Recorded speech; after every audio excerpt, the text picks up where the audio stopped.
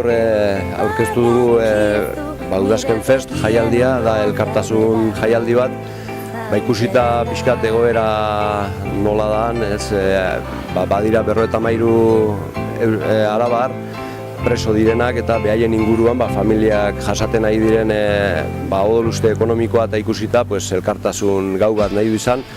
Eta nahi du izan alaitasunakin eta musikakin, akordekin eta pixkat aurrera begira pozik, ezta?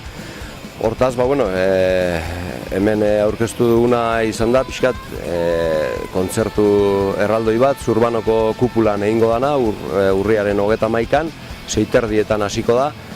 Eta hori da kontua, pixkat familia hauei daukaten diru gastu handi horri erantzun bat ematea, solidarioa eta lagun artekoa.